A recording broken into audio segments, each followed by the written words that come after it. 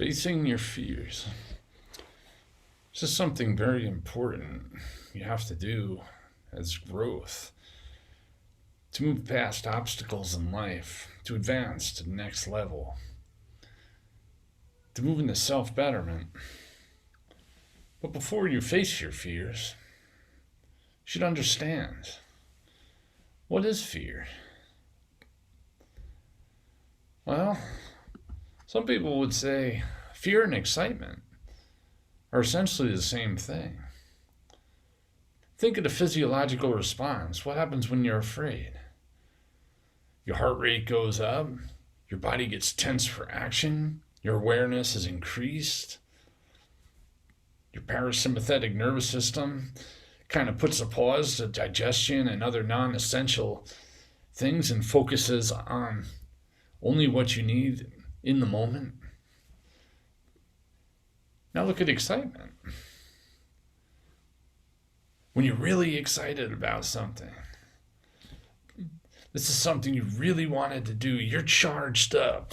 You're feeling the energy. Your body is ready to go. Your heart rate is flying up there.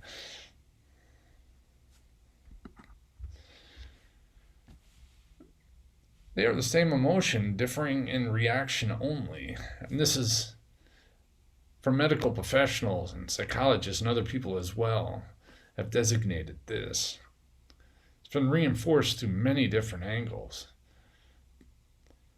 Fear is just one of two interpretations of the brain.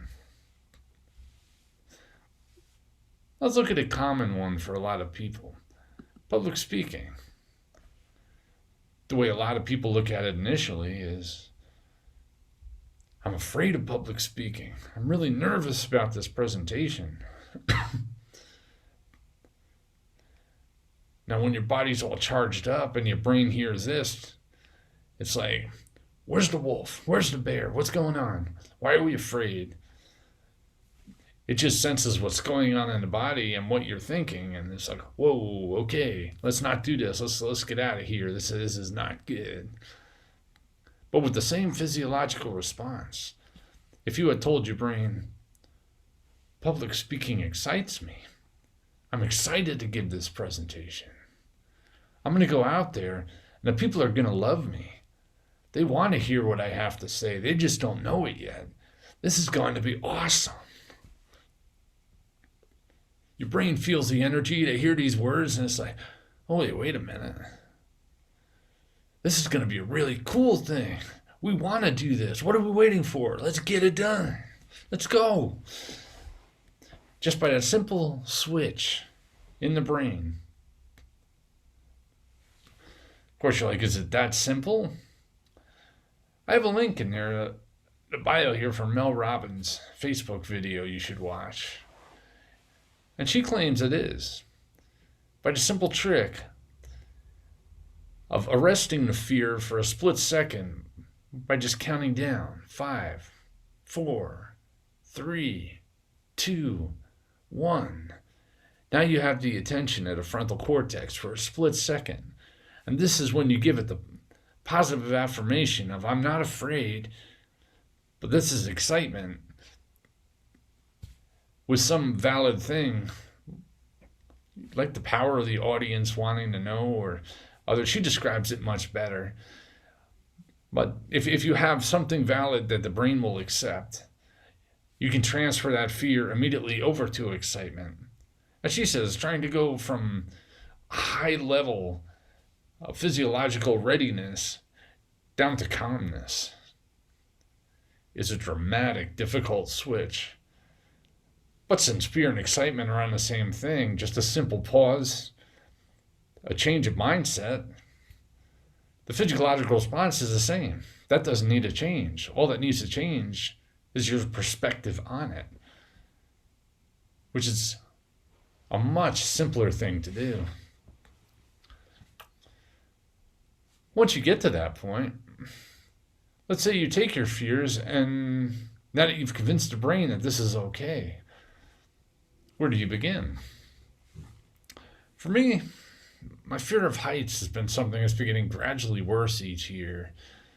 When you neglect something and you don't face it, it just gradually increases. never actually goes away. So the first step is to try new things. This is a video from 3 weeks ago. I'm trying a new technique for the first time. Well, actually, the very first time was 2 minutes before this video was shot. But this is why I'm going slow and my instructor is walking me through it. Ready.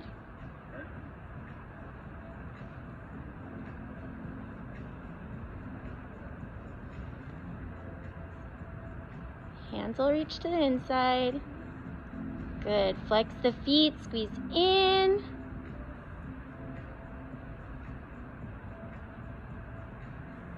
Paw is hanging from his ankles. Yeah!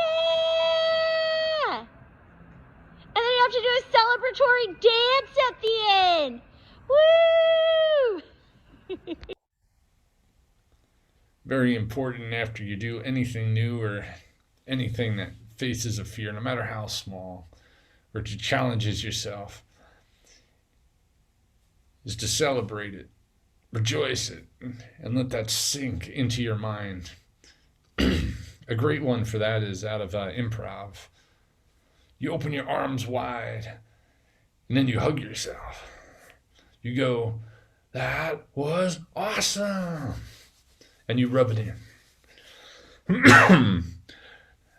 When you rub it in, that will help lock it in emotionally and physically. That what you just did was freaking cool. It was good. It was awesome. Associate good feelings with trying new things, with making yourself uncomfortable. And if you do this often enough, eventually the brain will come to accept that, yeah, we're going to do something we've never done before that, priorly you would have been petrified of. Of course, being on a small scale, you get small results. Being on a big scale, you get big results, same as anything else in life. And hanging out with circus people the last year a bit, I've somewhat adopted the mentality of go big or go home. Thus, step 2. This was actually the following week. I better book this like 2 to 3 weeks in advance. And I spent the entire time not thinking about it. This was all inspired by a speech by Will Smith. I've also included that link, where he goes on about skydiving. And him and his friends, and they decided, we'll just do this at the bar, and then gets home at night, it's like, what the hell did I just sign up for? And more nervous, and all the way up until they're on the plane and door opens. He's like, well, then you realize you've never been in a plane up in the air with the door open before. And then to jump right out of the plane, and the one moment where you should be petrified, he's like, it's just total bliss. You're frickin' flying. So I took that advice. And I had enough stuff to distract myself with. Anytime it came in, I was like, I'll just do this and that. And I intentionally didn't think about it until this moment here, after I'd watched a few people go, including 2 people that came with me, one of which is my instructor from the last video. And at this point, it's impossible not to think of it anymore, because this is me walking to the door. Well, leap of faith time. I watched everybody else just lean forward, so I'm just going to go with it. And hey, this seems to be working. I said no sudden movements. Keep my arms out. Find the balance. Hey, all right, I'm floating here. That's pretty cool. Nice. So he said if I flatten out, I'll go up. Keep my legs straight, arms out. If I arch my back a little, I go down. Wow. Turn to the side a little bit, I can actually go in circles. This is freaking cool. Oh, all right, stay in the moment. Chin up, got it. Oh, crap. Why did I pay for that high flight? Oh, it's okay. He said he'd have me. Just no sudden movements. I'll hold fast. He said it'd be real hard for me to screw this up. Whoa. Actually, this isn't so bad. This is really freaking awesome, man. I'm flying here. Wow. I freaking love this. This is so freaking cool, man. Wow. I'm so glad I decided not to be worried about this. This really is amazing. Now that was excitement. I just freaking loved that, man. That was like awesome. Yeah, it's so cool. When you don't worry ahead of time and you can actually just sit there and enjoy it, and it's unreal. It was true. The moment you feel you would be like totally scared and petrified, it goes away. Not saying this will happen in every scenario with fear, but I think it's a pretty safe bet that over 95% of the apprehension and anxiety is going to build up as just the anticipation of the event itself. Has very little to do with the actual undertaking.